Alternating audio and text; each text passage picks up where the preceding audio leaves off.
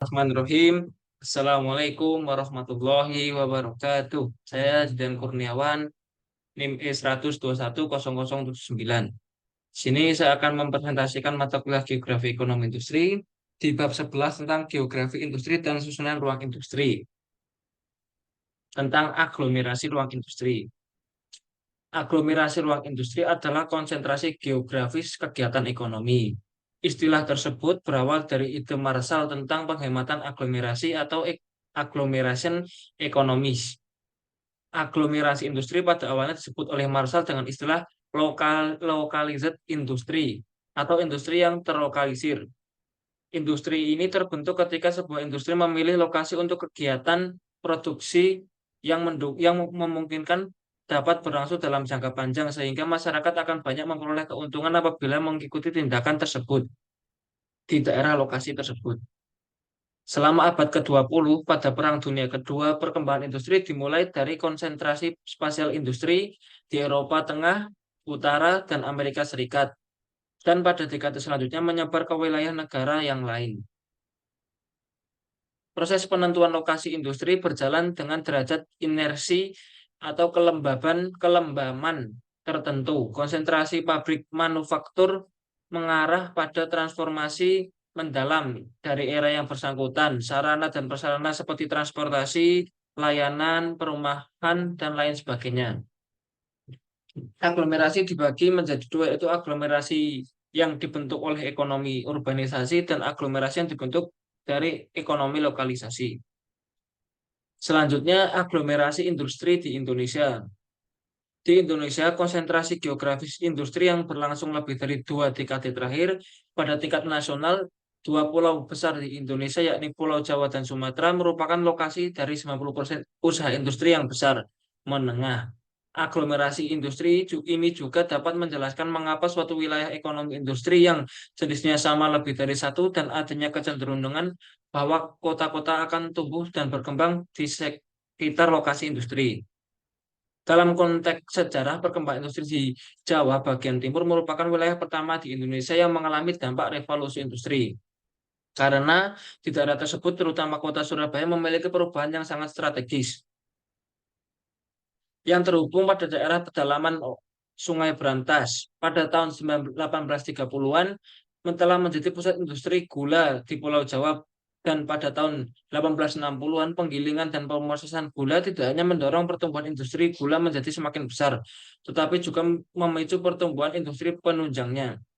Sementara itu, dibukanya pelayaran antar pulau dengan kapal uap didirikannya Pangkalan Angkatan Laut pemerintah Hindia Belanda di kota Surabaya pada tahun 1850-an, mendukung perkembangan industri perbaikan kapal laut yang besar di kota Surabaya.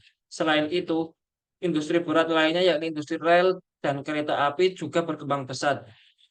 Menurut Dik tahun 1993, secara geografi konsentrasi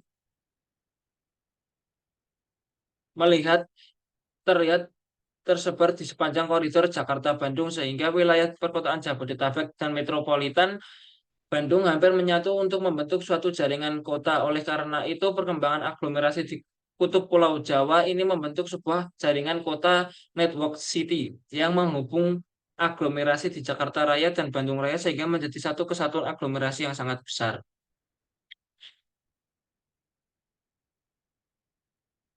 Menurut Kuncoro tahun 2002, beliau melakukan studi tentang dinamika spasi industri manufaktur di Indonesia tahun 1976 hingga 1999.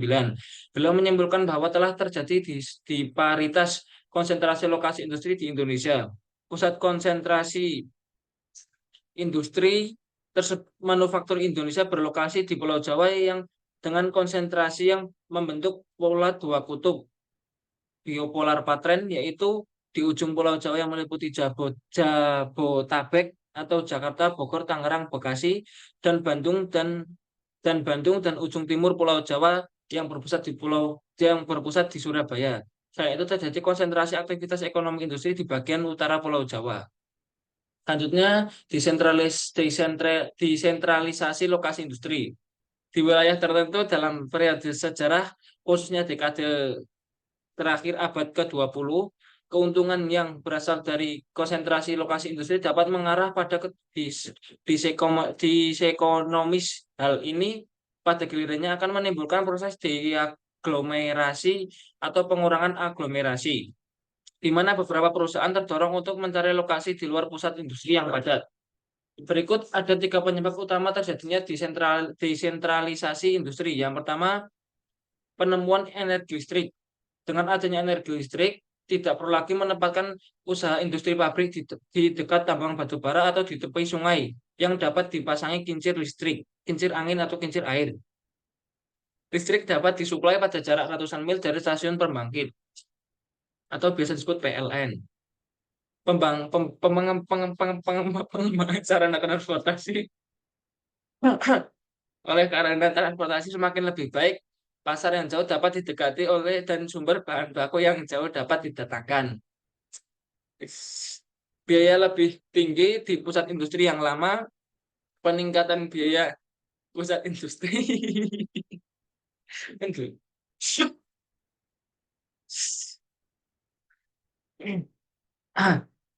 Biaya lebih tinggi di pusat industri yang lama, peningkatan biaya di pusat industri lama, dan konsesi yang tersedia di tempat lain memicu desentralisasi. Ketika industri tumbuh di sebuah lokasi, sewa lahan akan naik, demikian pula pajak. Biaya hidup juga naik, mengharuskan pembayaran upah yang lebih tinggi. Contohnya di daerah Cikarang dan lain-lain. Kesenjangan wilayah aglomerasi buatan. Pengembangan konsentrasi industri pada beberapa wilayah dan negara tertentu dalam beberapa dekade terakhir telah menghasilkan efek yang tidak hanya terbatas menyangkut wilayah yang terlibat saja. Proses kumulatif perluasan jarak antara wilayah dan negara dapat dikonseptualisasi dikonseptualisasikan dalam bentuk pusat pinggiran yang pada berbagai skala spasial menentukan tren pertumbuhan wilayah dan stagnasi atau penurunan pada wilayah yang lain. Dalam kerangka tersebut, pemerintah daerah yang tertinggal dapat menempuh kebijakan yang mampu mendorong desentralisasi industri dan pembentukan proses aglomerasi buatan. Bentuk kendali dan penanaman model industri ini terangkum dalam konsep kebijakan daerah yang dapat mengambil dua bentuk utama yang dapat dilihat pada berikut ini. Yang pertama, intervensi tidak langsung, yaitu melalui upaya negara atau badan publik lainnya mempengaruhi penentuan lokasi perusahaan swasta. Bentuk kebijakan yang paling umum dilakukan adalah berupa penyediaan infrastruktur yang dalam jangka menengah dan panjang dapat membuat daerah-daerah ini menarik untuk pengembangan industri dan juga tawaran pemotongan pajak dan berbagai jenis dukungan pendanaan kepada perusahaan yang bersedia berlokasi di daerah yang diidentifikasikan sebagai lokasi aglomerasi buatan tersebut. Yang kedua, intervensi langsung atau melalui lokasi perusahaan industri milik publik atau swasta. Realitas industri baru ini yang bertindak sebagai kutub pembangunan yang memicu proses aglomerasi dengan kapasitas pembangunan bergerak sendiri yang mengakibatkan diseminasi di wilayah sekitar. Pada dekade awal setelah Perang Dunia Kedua, strategi pembangunan regional ini dipraktikkan secara sistematis di banyak negara Eropa, khususnya di negara Perancis, Italia, dan Skotlandia. Dan juga berbagai negara berkembang seperti Brasil, Venezuela, Aljazair, Irak, dan negara kita sendiri, negara Indonesia. Terima kasih.